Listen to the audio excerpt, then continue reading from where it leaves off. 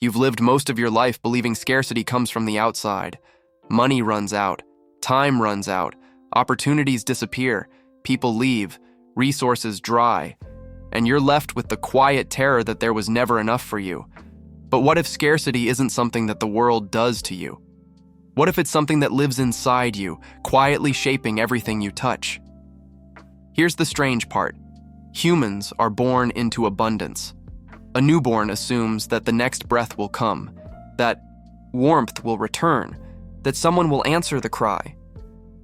The feeling of not enough isn't natural. It's learned, inherited, absorbed, and sometimes implanted so early that you don't even realize it's running your entire life. Stay with me. Something important is about to surface from a place you've been avoiding.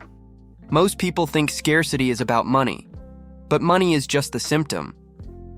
The real scarcity begins somewhere much deeper, in the place inside you where the mind decides who you're allowed to be.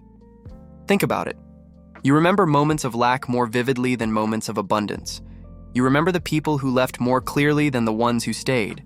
You remember the almost more painfully than the enough.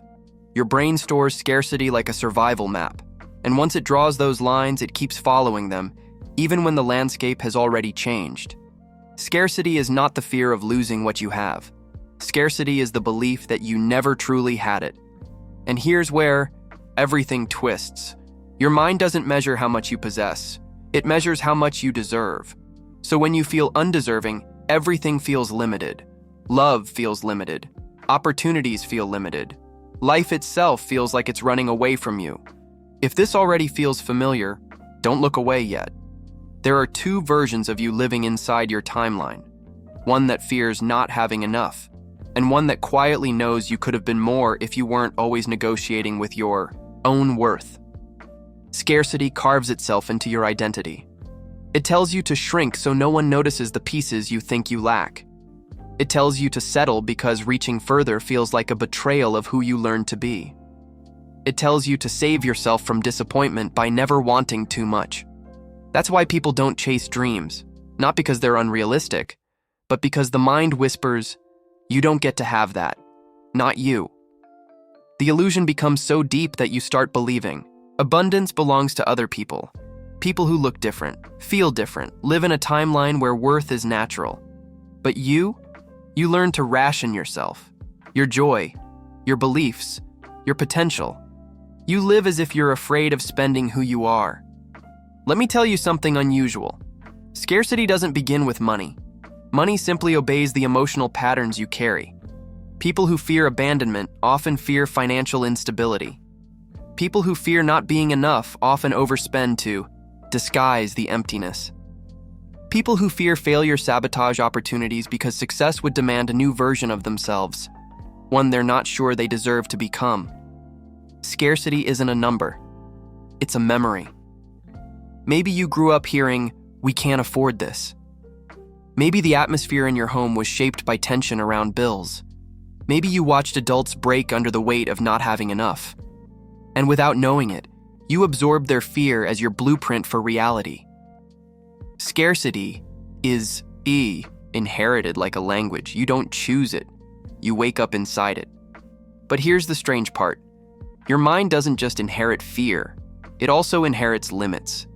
It inherits the idea that your future must be a continuation of your past, that your identity must remain loyal to your pain, that your life cannot expand beyond what your childhood believed was possible.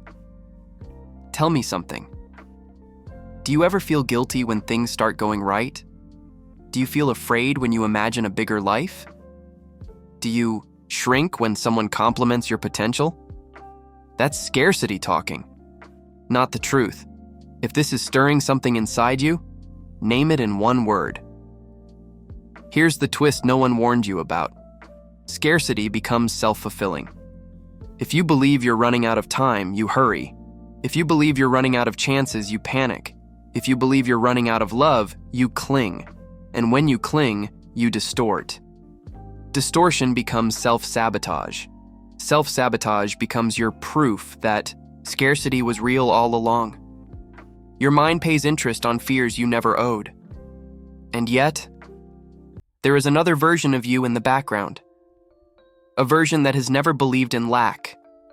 A version that knows your worth wasn't something you were supposed to earn. A version that knows abundance isn't about having more. It's about needing less to feel whole. Sometimes this version whispers to you, a sudden moment of peace, a breath that feels larger than your body, a sense that maybe, just maybe, the tightness you've carried your entire life was never yours to hold. Pay attention to that feeling. It's the first crack in the illusion. Let me ask you something quietly.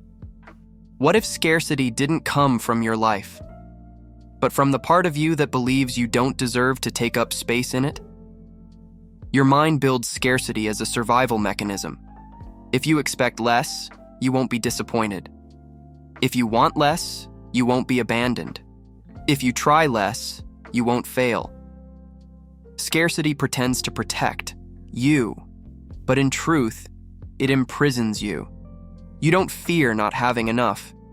You fear being too much. And this is the part you've avoided. Abundance doesn't appear when your circumstances change. Abundance appears the moment you stop treating yourself like a resource that must be saved, rationed, or justified. You are not running out. You are running away from yourself. But there's something your fear never expected. You can outgrow scarcity, not by force, not by discipline, but by remembering the version of you that existed before the world taught you there was something missing. Scarcity dissolves the moment you understand this. You were never meant to live like a question. You were meant to live like a presence. If this shifted even a fraction of something inside you, let it echo for a while. Don't rush to label it. Don't force it into meaning. Just feel the room inside your chest where the old fear used to sit. And if you want to keep exploring questions like this, you'll find them here. Come back next time. We're just getting started.